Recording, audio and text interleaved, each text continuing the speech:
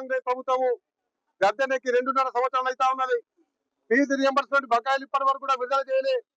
దానికి కారణంగా చాలా మంది పేద మధ్యతరగతి కుటుంబాలకు చెందినటువంటి విద్యార్థులు ఆషాఢ మాసం సందర్భంగా మన కాసం ఫ్యాషన్స్ కిలో చీరలు కొనండి, అరకిలో చీరలు ఉచితంగా పొందండి. ఉన్నత చదువులు చదువుకోవాలంటే ఇవాళ మధ్యలో ఆపేయవలసిన పరిస్థితి ఈ యొక్క తెలంగాణ రాష్ట్రంలో నెలకొన్నది.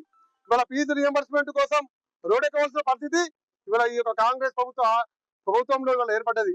గతంలో తెలంగాణ కోసం ఉద్యమం చేసి రోడ్డెక్కితే వాళ్ళ విద్యార్థులు స్కాలర్షిప్ల కోసం రోడ్డెక్కవలసిన పరిస్థితి ఈ తెలంగాణలో దాపురించింది. దీన్ని భారతీయ జనతా పార్టీ వ్యతిరేకిస్తా ఉన్నది. ఈ కాంగ్రెస్ ప్రభుత్వం వచ్చిన తర్వాత రాష్ట్ర ప్రభుత్వం 8,000 కోట్ల బకాయిలు పెట్టింది ఫీజు రింబర్స్మెంట్ చెల్లించక. ఈ బకాయిలు ఇమ్మీడియట్ గా చెల్లించాలని కోరుతూ అదే మాదిరిగా ఇవాళ రాష్ట్ర ప్రభుత్వానికి 11 లక్షల కోట్ల ఇన్కమ్ వచ్చింది. అందులో 7 లక్షల కోట్లు భూములు అమ్మడం ద్వారా రెవెన్యూ ద్వారా వచ్చింది. అదే మాదిరిగా 4 లక్షల కోట్లు రుణాలు తీసుకున్నాయి. 11 లక్షల కోట్ల డబ్బు ప్రభుత్వం దగ్గర ఉన్నప్పుడు ఈ విద్యార్థులకు చదువుల తల్లులకు చదువుకునే విద్యార్థులకు 8,000 కోట్లు ఇవ్వలేకపోతుంది గుడ్డి ప్రభుత్వం, చెత్త ప్రభుత్వం.